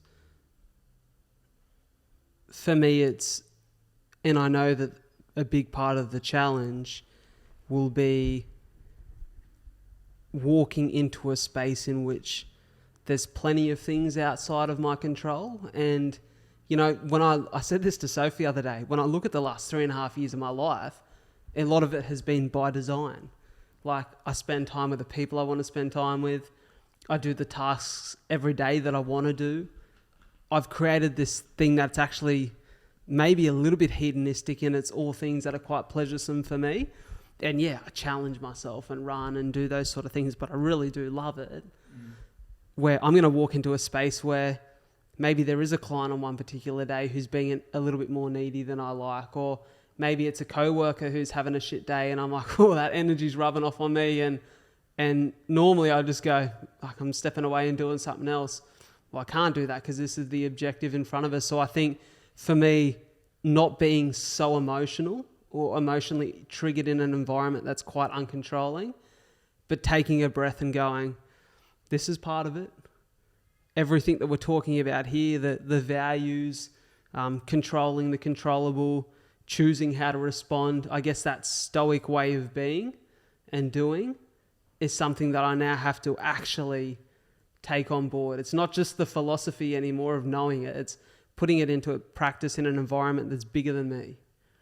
And so that's, I think, going to be the biggest challenge for me is it's not an environment that I've created anymore. I'm stepping into a place that, you know, structures and ways of working already exist. And yeah, it's somewhat familiar because I've been there before, but it's never going to be. Anytime you step into a workplace that you haven't crafted or created, there's going to be things that you don't always think are the right way to do things or the best way, but understanding that it's not all about me. Have some empathy for the other people, and, you know, hopefully some of those things come naturally. But yeah, I think just not getting caught up in a bad day. A bad day doesn't mean that you have to have a bad week. And also addressing that maybe it's not the part of my life that I've designed right now, but why shouldn't I go in there and enjoy every bit of the experience? Like we spoke about, enjoying the process. Why shouldn't I go in there and go, what if there's... King's back. Yeah. Why shouldn't I go in there and go that everything that happens inside this space could be a big part of my future? You just don't know. Yeah, you just don't know. So go in and embrace everything that's happening here. Bring your best and try to bring the best out of the people that are with you and hope that they do the same for you. And maybe that leads to really exciting roads that you didn't expect it to lead to. I'm very conscious to the fact that maybe what feels like an opportunity to go back and make some money and, you know, and keep my life sustainable is something that I do for the rest of my life, and all these things coexist. Maybe in 10 years' time, I'm still selling real estate, still stepping on stage, still recording a podcast, and they're all successful in their own right, but there's no need for one of them to be removed. Maybe it's something I really enjoy, and I believe that I can do that. You know, I know I've got a skill set there, and part of the reason I'm stepping back is because it's something I'm relatively good at, you know, and, you know, I guess that's part of the reason why they're taking me back too. So there's no reason to think in the short term either. Go back and... Like a all doors open approach. 100%. And I think that's the way it's got to be. And because I know it wasn't like that when I've stepped back in the past. Like I said, my mindset was like, oh, I can't be here forever. I can't be here and be happy. I said that before. It like triggered when I was racing, when I was younger. That was my mindset. I didn't allow myself to be happy unless I won. And then in a sport where it's similar to like golf or something like that, there can only be one winner. Like you don't win all the time. Most of the time I was unhappy and I just burn out. Yeah. I think like if I went back again and could change my mindset when I was 8 years old, I think my outcomes would be totally different. And you'd probably race better as well. Yeah, 100%. Because you're like, I love racing and I love the process of racing, and the outcome isn't the metric for my success. And then when you're in that space, man, you're playing. And then if you're in that playful flow state, you're probably going to race like an absolute god. It's always felt like stress or pressure to get results, and then you make mistakes, and then it's not as fun. But being in that playful state, like when I used to race, like the fastest I was in practice when there was no pressure. Like always so quick then, but then when it comes to the race, I was like, all right, I can't make a mistake now. I would never race as good. Yeah. It's funny you say that because I've never thought of this before, but I guess maybe this is something that's more ingrained in me than I realised. But, you know, growing up, I was a sprinter, 100 and 200 meters, and I competed at a bunch of state carnivals and was quite fast as a young kid. And I would remember finishing. I often won or was, second or third at these events, and I used to be so filthy when I didn't place or win. And I remember sometimes winning a race and looking at some kid who's come dead last and he's smiling. I used to think, fuck, are you smiling for? I flogged you. I couldn't get it. But it's maybe he knew something that I didn't, the joy in the pursuit. He hasn't wrapped his whole self-worth up in whether he's the quickest dude out there. Laughing at you. Yeah. And so I think maybe it's something I have to be more conscious about. Fisherman and the CEO. For sure. Yeah. It's for sure. And I think we always, well, not all of us, I'll speak for myself, sometimes the ego gets in the way of you being able to enjoy it for just what it is. That's just you. Yeah, just me. It's an individual thing. Yeah. But yeah, I think that was a great question, Ferns. It's definitely something I've thought about. Yeah, definitely. Joey, awesome, pass it over to you. All right, let's wing our way through this answer. I did write some stuff down, guys. I'm not completely a fraud. But just as we've been talking, it's been interesting. What's come up for me has been this idea of, so we can say we have a dream, right? So in pursuit of my dream, who must I become in order to pursue this dream or achieve this dream? And I think that's a pretty strong question, because if you can get honest about that, who must I become to reach that point? It's almost the who am I question. It's almost the who am I question. But there's going to be a lot of things that you'll probably have to question of your dream if it's asking certain things of your moral fabric in order to get there. And we spoke this morning about being a politician. This idea that you could come in, I want to, I've got some really honest ideas full of integrity and I'm here for the people, and everything I do is coming from a really authentic place. But in order for you to achieve prime ministership or presidency, who are you going to have to become in order to get there? You might be a little bit corrupted by greed. You might have to sell off a little bit of your integrity and make some dodgy deals in order to get your way in and scheme and navigate into a point. And it's almost like, if my dream is to become president, who am I going to be as a person when I'm a president or when I'm a prime minister? Am I willing to be that person? And if you're not willing to be that person, then you should probably restructure your dream. So I think, the idea of I want to be, if we use your example, Brad, I want to be Australia's top speaker doing 150 gigs, 200 a year. It's like, well, who will I need to become as a man in order to achieve that dream? Well, I want to be a man that eats chocolate chip ice cream every night. Yeah. But it's like, in order for you to become that person and achieve that dream, you would have to be disconnected with most people. You'd have to be ruthless in your approach to business. You'd have to be unliked in a lot of spheres. You'd have to be probably disingenuous, whatever the word is, in a lot of your stage performances. You'd probably have to script a lot of the stuff and take away from the authenticity of your interactions. You probably wouldn't have time to do meet and greets or Q&As and impact the people that you really want. But you'd get your 200 shows. Yeah. But as a man, you're now like, man, I'm a shell of the person who I was when I started the pursuit of this dream. I've sold all of that in order to get the dream. So who must I become in order to achieve this dream? It's the typical script pretty of interesting question. Sorry, I cut you off there. It's the typical script of the coming of age teen movie, right? Where said guy wants to be the football star and get the dream girl, and so he's a little bit of a nerd, or he's a little bit outside of that reality at the moment, and so he builds himself up to be this person that gets closer towards it, and all of a sudden he's the quarterback and he's got the dream girl, but everything he's sacrificed about himself in the process means that now he's actually a bit of an arsehole. He's the jock, he's the bully. Yeah, the dream girl doesn't like him anymore because he's become everything she despised in the first place, and he doesn't really enjoy the game of football anymore because it's so monotonous and tedious and has taken so much from his original passion, and then he kind of reverts back in the end and becomes the hero of the story again. But so this is the hero's journey. How's it end well? And that's, I guess, the challenge is not being corrupted by the process. Yeah, not being corrupted by the process, not losing yourself in the acquisition of this dream. But anyway, I digress.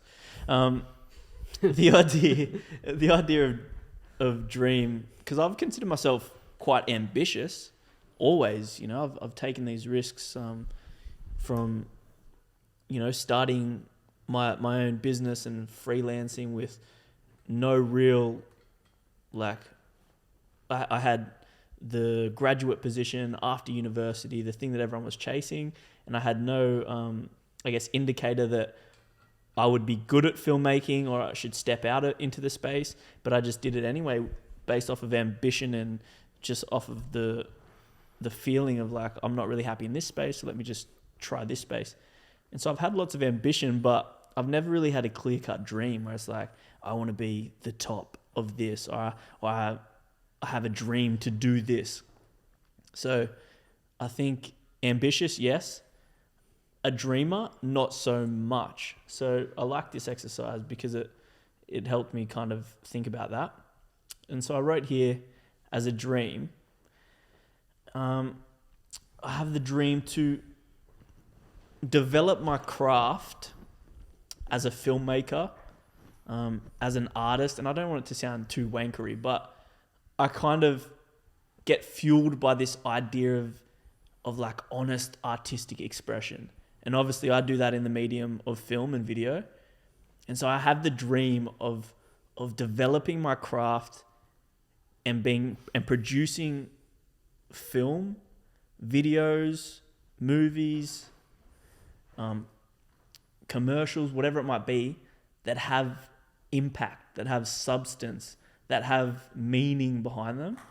And so the dream for me would be to be in a space where I can use my craft, the skills that I've developed, that I've honed in, the voice that I've created as a filmmaker, and produce pieces of art that impact people, that are fulfilling for me, and ultimately just mean something. They're not just, superfluous things that are being put out into the world. And so that does look, if I try to kind of visualize it, it does look like larger sets, access to big resources, like a large crew that I'm collaborating with. But ultimately, I'm a director and a DP, which is a director of photography. So ultimately, the eyes of the operation, the cameraman, responsible for the vision. I see myself, dreaming to be able to access the resources to produce these really impactful pieces of art. And so, in a nutshell, it said, develop my craft as a professional and a transferable skill set that allows me the freedom to take this skill with me abroad. So ultimately, having this professional skill set that I can utilize overseas, that I, in my skill set, am valuable enough to be somewhere and still create that art and still create that impact and still have the ability to, immortalize a video that could impact someone for years to come. And if I think back to some of the projects I've done so far, the most meaningful ones haven't been the biggest artists that I've worked with or haven't been the biggest budgets that I've worked with, but they've been the narrative behind what we're shooting. And one of them in particular was for a hip hop artist called Kobe D, and the project was called About a Girl.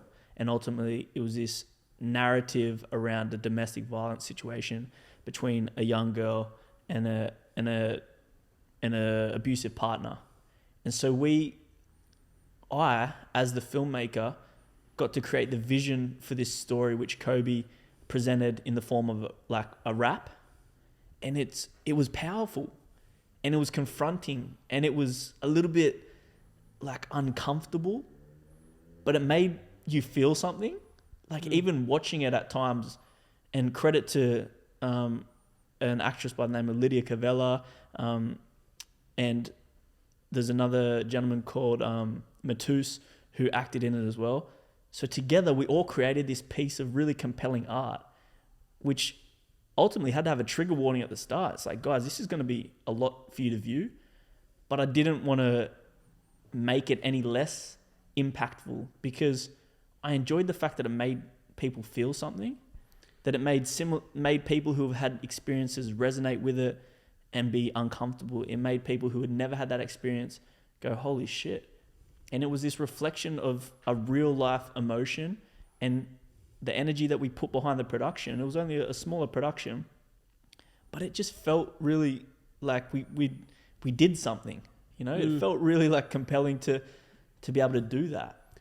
Can I ask, when you talk about impact, you know, there's impact in a few ways that I see there from the outside looking in, the way that story impacts you and gives you that feeling of this is meaningful, the impact that your vision has on the artist who lived this story or had someone who she knows lived this story, was compelled enough to write about it and create a piece of music around it, and then you got to bring that to life for them.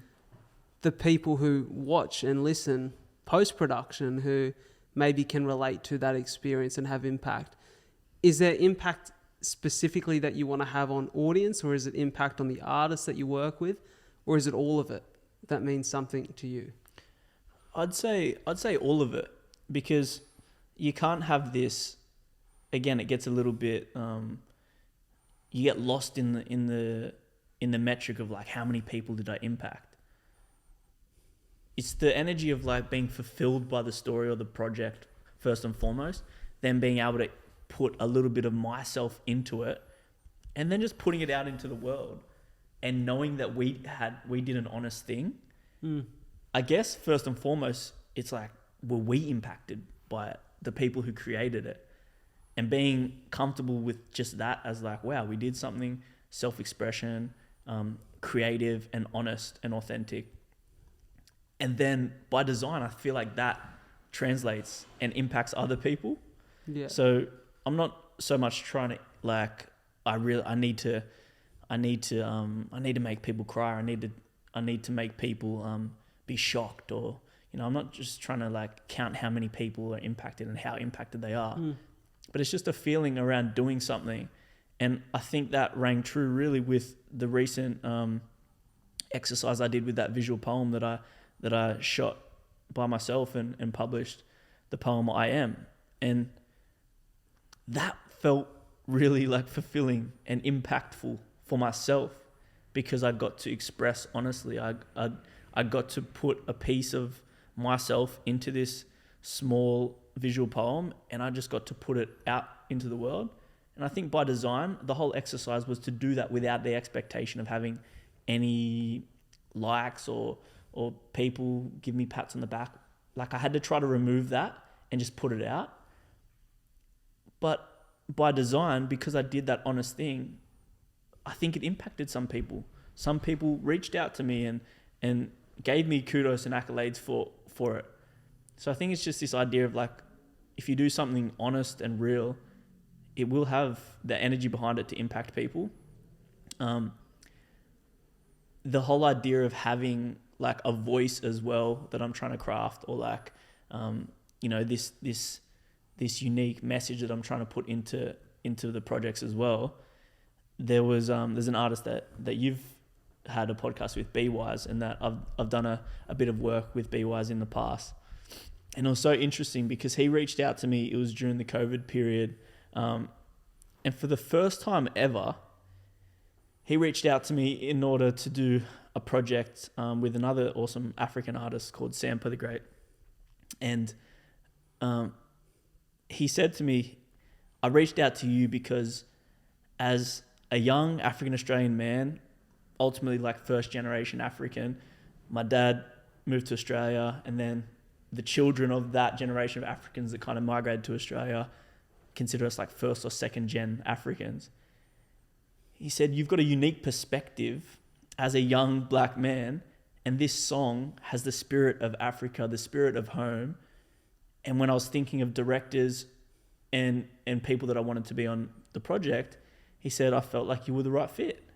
And I'd never considered that my experience, just being me as a young African Australian man in Australia that does film and has a passion for imparting messages, that was a valuable voice to have. And BY said, you know, I thought that this was the right fit. You were the right guy for the job because of your experience, because of who you are. And so I think really trying to cultivate that voice, understand the message that I'm trying to send, but also understand that I've got a valuable vision, a unique, a unique voice is a part of me creating this and like having this skill set that I want to be able to use to impact people through my work. Like, very long-winded answer, but yeah.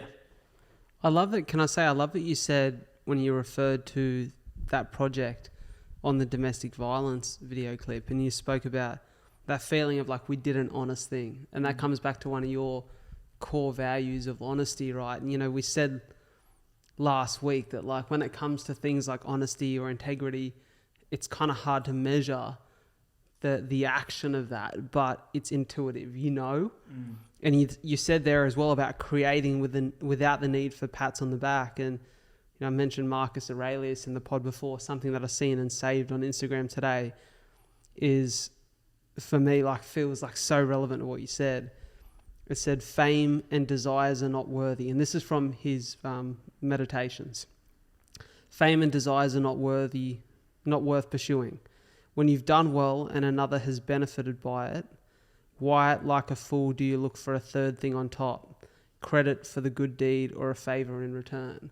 And that, like, doing out of the honesty and the integrity, because you know that's what will have impact. But you don't need the pat on the back for it.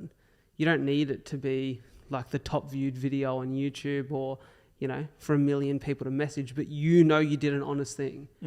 That's where the impact almost lies. And maybe that's all the impact needs to be. Maybe that's the purpose fulfilled, is that this was honest, this impacted me. And if you know that it impacted you, it's fair to say that as a human being who shares a lot of common struggles with other human beings and common feelings, it's likely going to hit home for someone else. Well, it's basically what we're doing here as well. Like, the idea of vulnerability is what translates through the mic into the camera and out to the people who listen. Like, there's a stench when people have dishonest intentions, and whilst their words or their body language might say one thing, there's an energy around it that you either believe it or you don't. It's either honest or it's not. It's either vulnerable or it's closed off. And I guess it's like kind of having that vulnerability, and the dream would be having the opportunity to work on projects that allow me to have that vulnerability and have something to say, like have a message behind them, some substance, and then that vulnerability, that honesty, I guess, as you like read in that, then, you know, that's the part. The rest is just whatever. Like, as long as I embraced the process whilst I was doing it, whilst it was difficult, the set days might have been hard, the locations might have been unideal, the budget might have been nothing. All of these potential like setbacks that could make you feel like, my job sucks. Embracing the fact that we're in it. This is a process. We get to be able to, we have the opportunity to create something real here if we just allow ourselves to. So ultimately that would be the dream. To be working in spaces where I can continue to do that. I think also the budget becomes, and the size of the project, and understanding that the powerful thing for you is impact, becomes less necessary, because whether it's 1 million people or 1,000 people that see the work, the impact is all the same. And whether it's I guess for me, the way that I'd relate that, whether it's the gig I done this week where I spoke to 16, 18-year-old kids at a school, or highly successful CEOs, you know, when you see a 16-year-old kid in front of you crying because what you said meant something to them, that feels exactly the same as the CEO crying. In fact, it's no different. Maybe it's even more meaningful because that person needed to hear it. And so the budget or the size of the stage or the size of the project becomes completely invalid. It's about, we did an honest thing. I love that. That's something that's resonated with me, what you said. And I feel the byproduct of continually doing the honest thing is that you'll find yourself with the opportunity to impact more people in bigger spaces at a grander scale. But the second you change your priority to, I need to do the bigger thing on a grander scale for more money, you lose the beauty, which is the impact piece, which is I'm here to have meaningful interaction and connection with human beings in whatever medium you choose. And I trust that the byproduct will be these other beautiful things. And like, it might not be on my timeline. It might not be how I see it happening. But if I continue to show up in this way, then I think this is how I think and based off of my life, if you come with that energy, then it's going to be reciprocated. It will come back to you. And so, I've actually wrote here as well. So I spoke about wanting to, hone this craft and have a transferable skill set that I can take abroad with me. The dream to be able to work overseas. I had a conversation with a gentleman on set. He was like a little bit older than me. He was a father. He had some kids, and he was a British guy. And he said, and I just said, have you got any advice for a young guy in this space? And he said, before you settle down, make sure you travel. He said, because when you have kids, obviously, like, the idea of traveling the world, it just becomes difficult.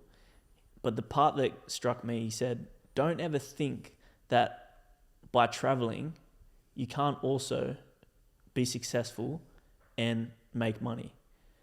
And so what I took from that was the idea that, like, I don't have to travel and put, like, getting ahead in life on hold. It's not like, well, I traveled, so then I have to come back and I've spent all my savings and I have to start from scratch. He's like, you can go overseas, but there's still opportunity for you to make money and succeed and follow your dream just because it's not on your home soil. Don't be like, don't resign to the fact that you can be overseas and still make money. And then as I was getting this advice from this man, my mum shared with me that she actually went to like a psychic and she got a reading done and had nothing to do with me at all. But apparently the lady had a message for me through who she was channeling or whatnot. And so mum wrote down the message and told me that this lady said, you have to deliver this message to your son. And she said basically, like, is your son a cinematographer? He works in film. And she was like, yes. And whether you believe it or not, it was quite uncanny. But the lady said, this is for your son who is a cinematographer. She said he needs to go overseas to expand his creative horizons and get exposure to other creators to inspire his work. Ultimately, that's what the message came through for this lady. And this is at the same time that I'm speaking to this guy from eBay or from the shoot. We'll have to beep that out. From the shoot, talking about, you can go overseas and make money. And then I'm getting this message from a mum psychic, and I'm in the same space going, I really want to be able to have this skill set that I can take with me wherever I go, and I can see the world, but I can still connect with people and make this beautiful art. And then your mate Ty's telling you to shoot videos for Drake. And at the same time, you guys are like saying, hey, you can be bigger and you can pull the trigger and you can expand. Like, and it's just so interesting that, when you look for I wasn't even fully asking the question, but I was getting the answers either way, and they were just in front of me. So this idea of being able to travel overseas, like, connect with different human beings, different cultures, put a piece of me into the work that I'm doing, and have that potentially as a lifestyle, feels like a pretty inspiring dream. But at the same time, like you were saying, what comes with that?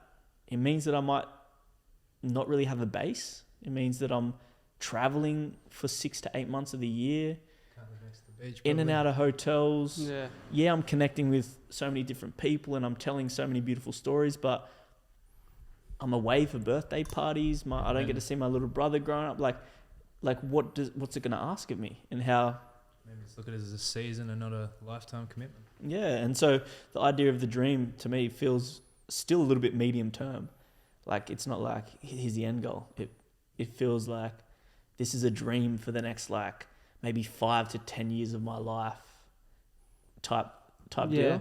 That's the hard thing, because even as you said that there, maybe this is as a mate, me not asking you deep enough questions about where you think your next decade or 2 decades looks like. But it's not the everyday question. It's not, but I pride myself on the quality of questions I ask, right? And I don't know, as someone who would identify themselves as someone pretty close to you for the last couple of years, when I think of Joe, I think of the Joe who's quite grounded in routine, consistency, and has this super creative side, but also like loves the, being at jiu-jitsu, going for the run, being in the gym, Monday sauna sessions and recovery sessions, like that consistency of life too. And so as you said that, I thought, how does that look over the course of the next 10 years where maybe that challenges that? And are you open to the idea of challenging or changing routine? And you have to, like, obviously add in the, like, relationship as well. Yeah. And how that dream sits with my partner. Like, so the idea of, like, am I open to change? I think so.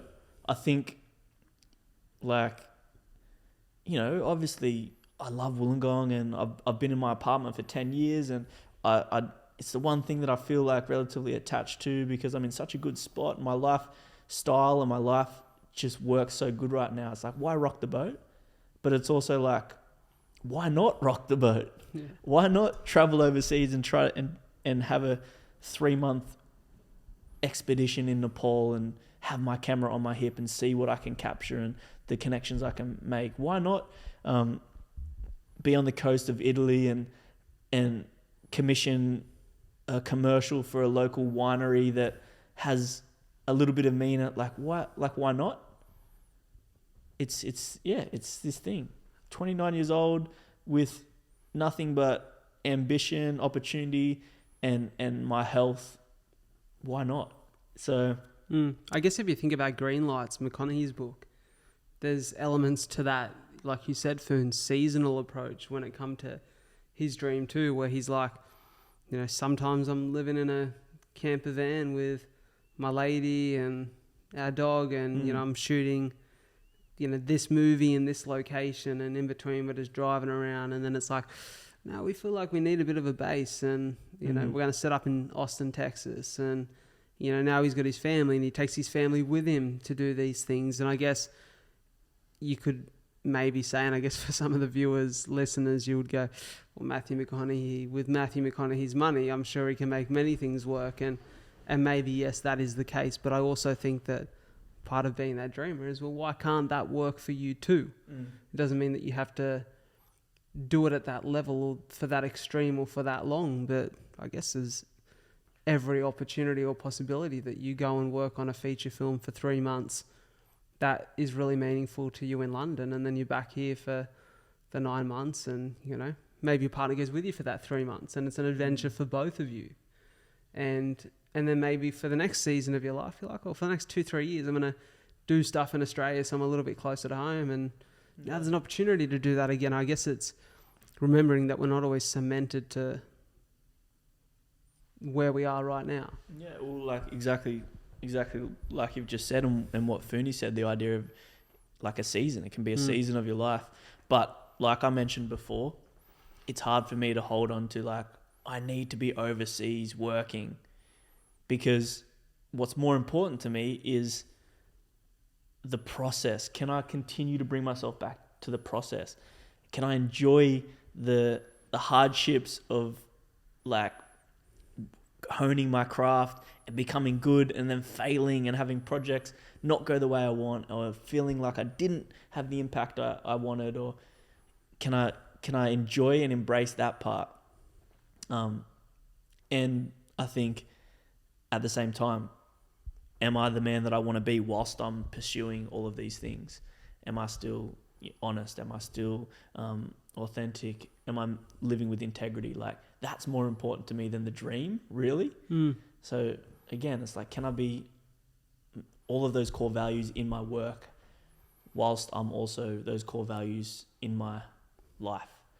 And then I guess as a goal, it would look like, and it does look like, I actually kind of set myself a little bit of a mini goal. In order to be in these spaces and have value overseas, I'd have to have something to show for it.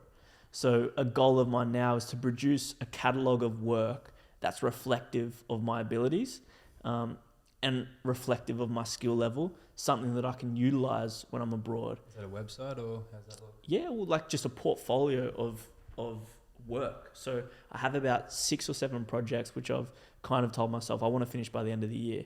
And whilst it did feel a little bit ambitious based off of the trajectory of my self projects being so slow in the past, it's like, so now you want to do 6 in 6 months. But again, I was inspired by the exercise with the IM, and it's like, let's do it. Why not? And then maybe they're not perfect, but let me learn from them. And then maybe I don't finish it by the end of the year, but can I just embrace the fact that I'm in the process of figuring it out? And then when I have this cohesive piece of work that is like, has a signature, has a voice behind it. It's by Joe, it's by Soho. You can tell that it's a piece of my work. I can confidently take that with me where I go. Say, here's my voice as Joe. Here's what I can produce professionally. I would love to connect with the stories that you're willing to allow me to work on. And so that's kind of what it looks like. And the goal would be in the process to create the process of having this catalogue of work that I can be proud of, that it is honest, and that is a reflection of me. Maybe you've somewhat already touched on this, but what do you think is the biggest challenge in you getting to that place? My complacency and procrastination, like we've spoken about before. It never being ready enough. If I can imagine myself getting to a point of, and this always happens, as you do a project, you fix the mistakes of that project on your next project. So then I'm always going to think, like, that one's not good enough because the one I just shot's a way better reflection of me. And then I'll get to a point where it's like, the work's never going to be good enough for me to take with me overseas in my backpack and go, hey guys, this is me as a cinematographer. Maybe I just have to get to a point where I say, this is me, and I'm a work in progress, and I'm continually honing my craft and creating my signature, and this just has to be it. This is what I'm going with. So instead of procrastinating or having that perfectionism, or having the complacency to even shoot the damn thing, that's probably the only thing that's in my way, really, to be honest with you. When you said perfectionist, then I was just going to say, I was saying something the other day. It was, a perfectionist is just a nice way of saying, like, you have a fear of failure. Yeah, 100%. It's just like, no, it's not good enough for me to put out. Or fear of judgment, or it sounds so much better to say I'm a perfectionist than I am. I actually have a fear of failure. No one says that. I'm such a perfectionist, I won't even try. Well, the funny thing is, speaking on that topic, right? Because I feel that with old podcasts. I'm like, oh God, me in my first 2 seasons of the pod, I was far less polished in conversation than I am now, and I had this, I would say, more fear of judgment, that if I was to send out, sometimes it scares me. So when I see the stats, I can see when I click on my feed, I can see the last couple episodes and the numbers as they move. And then I can see the overall listens of the pod. And when I can see the overall listens change dramatically, but not the recent episodes, I think, oh God, I hope they're not listening to the first 2 seasons. Yeah. If these are new listeners. But then I'm like, I guess one thing that I've been thinking about lately is as the world moves in a way that feels maybe a little less authentic because of the pressures of social media and people's focus on perfectionism. We spoke about it this morning, the idea of that, if you use the metaphor of art, when's a piece of art truly finished? Well, when you decide it is. Because with perfection being something that we'll never attain, right? It's like, well, when do you stop? Like, when do you stop brushing the canvas or... Art's never finished, it's just abandoned. Yeah, and that's a great way of putting it. And it's embracing the imperfection and embracing that, well, there's going to be something that maybe in 6 months I'll go, I should have done this or I should have done that. Maybe I should have chipped away more at that part of the sculpture or put an extra brush of blue on that side of the painting. But I think somewhat now in society, as we move towards a society that is so heavily motivated by what other people think, that there's actually a little bit of beauty in the imperfection. That it feels authentic. It's real. Like, if you don't stumble across one of your words in the podcast, maybe it's not that, oh God, I stumbled and I spoke so unfluently, but maybe it's, man, that was just a really real moment because you were emotional, you were vulnerable, you were being authentic. It wasn't scripted. Yeah, absolutely. And like that, I think is something that as humans we're gonna embrace and actually appreciate more. When we talk about the world of like AI, let's not get into that. We talk about like artificial intelligence and things like Chat GPT, writing scripts and writing stories and, you know, providing articles and newsletters and, you know, these kinds of things for projects. If it becomes so unhuman, those human imperfections are going to become so beautiful and valuable. Like, to think, Ty, you just spent the long weekend camping solo under the night sky. Like, that's the most natural thing you can do. We're promoting vulnerable human connection. We're trying to create the most natural, honest space we can. It's almost this counter reaction to things becoming so artificial and superficial that, yeah, I feel it. It's like, can we be as natural as possible? Can we get back to being as connected as possible? And for me, I try to do that through my art. And whilst I've had the wrestle between going, I'll only do projects that give me that feeling. Again, similar to the situation you're in, Brad, where it's like you can have the dreamer that's like, I will only work on the projects that have impact, that fulfill me, that give me a platform to use my voice. And I can also never shoot anything because those projects don't come across everyone's desk every day. So you sometimes have to do projects where you're like, hey, this actually has no substance and it's this one's to pay the bills. And you feel as an artist, you're like a little bit like, oh, like, am I operating with integrity because I just shot this commercial for a bloody soft drink or something, like, it's just whatever it is. But then you're like, oh, it's supporting me getting to the space where I can create the projects that have impact. Yeah. And it's just a part, like, that's just a part of it. So yeah. Carrying on from what Brad said before, I also want to apologise for being a shitmate, not knowing your 20-year plan. But I did have a question to pose to you. Yeah, please do. What can you do better to put yourself in front of more projects that do inspire you? Create more projects that inspire me. I honestly believe by creating more projects that inspire me, which I can do by myself in my garage, as we've seen. Is this like a marketing catalogue? Say again? I said, you creating more projects by yourself, for yourself, is this like a marketing catalogue to attract the kind of work that you want?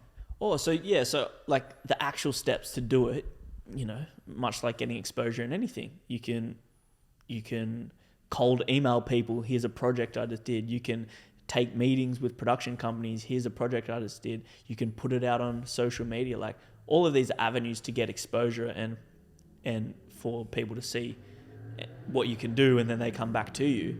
But ultimately, the first step of that, how do I get more projects that inspire me? I create projects that inspire me with the voice and the signature look that I want. So people realize that this is what I'm capable of. And then oftentimes people say, let's get more of that. So I need to create, and that's why I have the goal of creating this catalog, because that's how it's been. I was shooting lots and lots of music videos because I was shooting lots and lots of music videos. So you shoot a music video, you release it, and people go, wow, he shoots music videos. And then 2 more people want music videos. So then I do 2 more music videos, and then you become the guy that's shooting lots of music videos. So if I want to be the guy that's shooting lots of talking head interviews, then I'll shoot lots of talking head interviews, and that's what will come my way. So I think it's just that, maybe taking a little bit of a I guess like a pay cut whilst I create my the momentum around the type of films that I can create, and saying no to some of the jobs that take me away from being able to create these ones.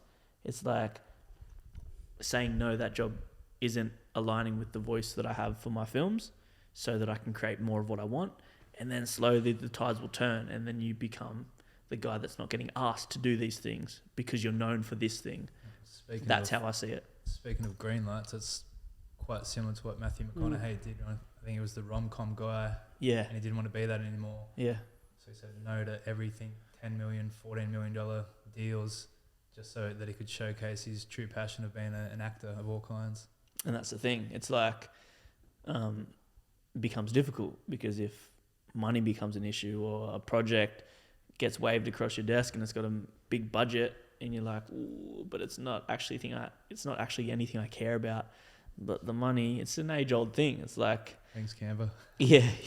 Are you going to take the dosh and then prolong doing the work that you really want to do? Before you know it, you haven't done the work you really want to do. Yeah. And you're just in this like this wheel of like, oh no, I'll do my stuff one day, and then you never do your stuff. So yeah, that's where I'm at. I love it. This feels like a really meaningful conversation. I think whether you as a listener, viewer, realize that you probably think more about your dreams than you realize. You think more about the future than you realize, and I think the message of today for me has been in planning for the future and setting goals and having dreams that we've painted pictures of in our imagination, not forgetting that the adventure, the process, the day-to-day, the present is the really meaningful, enjoyable part of that. Becoming the human being that you need to be to get closer to those dreams or goals is the really meaningful part of that picture. And so I'd encourage anyone to be a dreamer.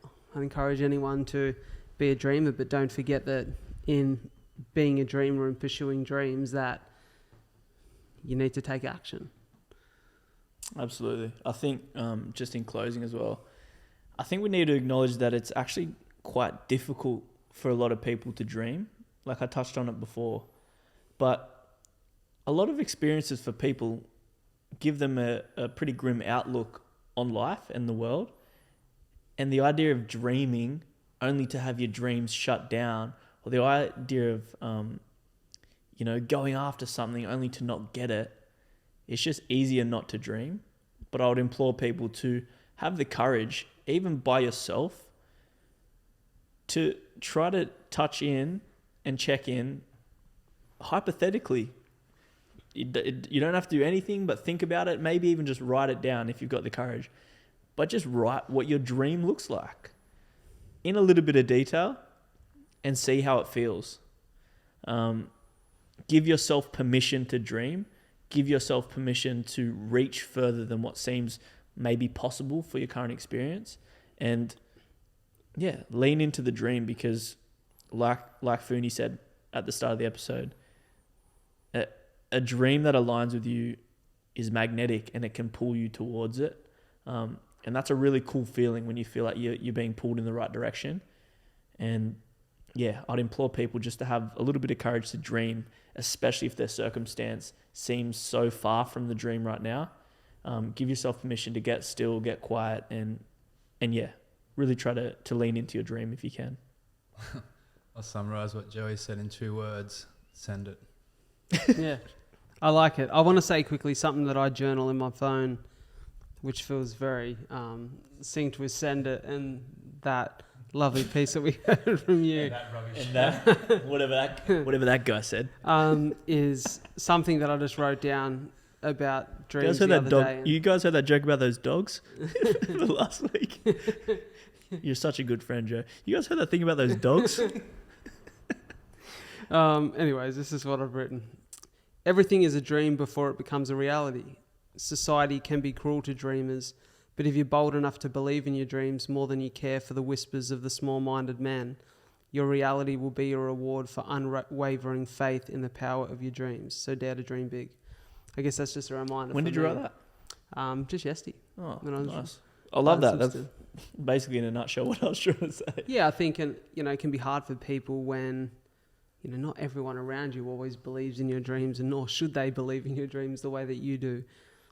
You have to have that self-belief, and it takes courage, as you said, to have self-belief. And so, yeah, I guess a thank you for listening to the episode.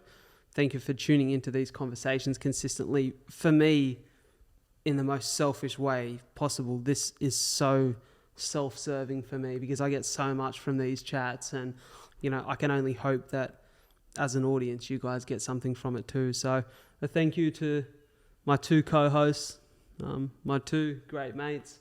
Appreciate you guys. Appreciate the ability, the vulnerability to have these conversations and to catch up and record it for the very good people who tune in. Absolute pleasure. Thank you guys. Dream big and send it. We'll see you soon. Thank you so much for tuning into another episode of A Lot to Talk About. It means the world that you guys are in my corner, that you continue to listen to the show every week. And if you could do me a massive favor by following the podcast on whichever platform you listen to it and sharing this episode in particular with just one friend that you feel would benefit from it, that would mean the world to me, and it would help the show grow.